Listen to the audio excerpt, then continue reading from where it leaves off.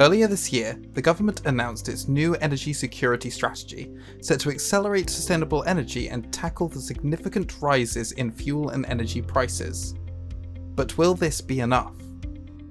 The simple answer is no. There are two key areas to it. There's the existing housing stock and new build. The government have introduced new building regulations to deal with the latter, new build, which are very effective, and all new properties now being built will be built with better thermal performance ingrained in the structure, which will give on average an energy efficiency performance of either A or B, which is fantastic as far as new build is concerned. The other half of the market is the existing housing stock. The challenge in the existing housing stock is totally different. The average energy efficiency rating of our existing housing stock is at best D, so a significant need to upgrade to actually impact on the government's carbon reduction targets by 2050.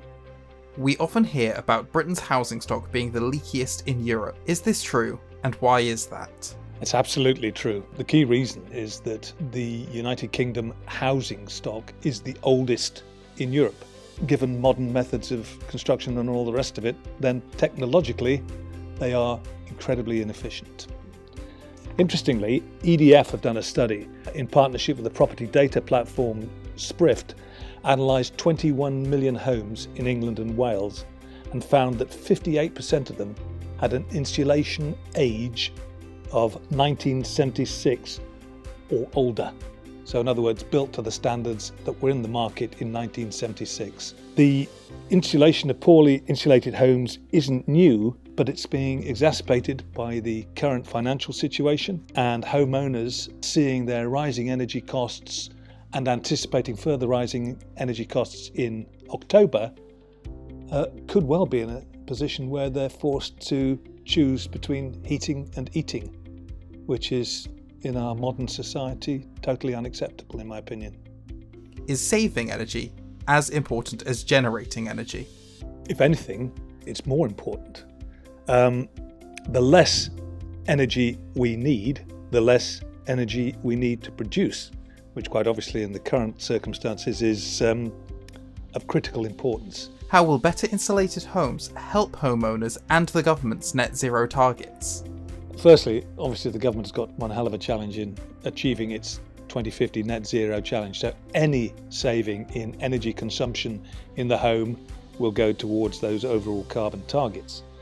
But most importantly, for the homeowner themselves who are feeling the incredible pinch of recent energy costs, there are considerable savings to be made. If you look at a standard semi-detached house and you upgrade the cavity wall of that house, you would save £285–300 a year. If you have a well-insulated loft, you will add another £250 worth of saving on your energy consumption a year. And lastly, solid wall insulation. That's quite a challenge, but there would be a saving there. So this all makes financial sense for the homeowner. Of the 29 million homes in the United Kingdom, only 8 million of them meet the current standards of energy efficiency.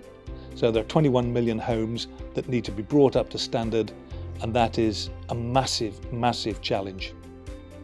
What action is needed? Action on energy efficiency should be seen as a national emergency, and as such, we should have a national infrastructure project put in place to treat it with the degree of importance that is required for the whole of society. I think the key to this is for the government to engage at the design stage of any project with all the parties. In the government's manifesto before the last election, they pledged to spend £9.2 billion on energy efficiency. I don't know how much they've spent, but I can tell you it's nowhere near 9.2. Neither will they catch up on that in the last 2 years of the current government. We are all impacted by climate change. We are all impacted by spiralling energy costs. And we're all impacted, even though we mightn't realise it, by the security of our energy, especially given the events of the current war in Ukraine and the imported energy into Europe. So in final summary, we need a cross-party political solution and a long-term energy efficiency infrastructure scheme, and we need it now.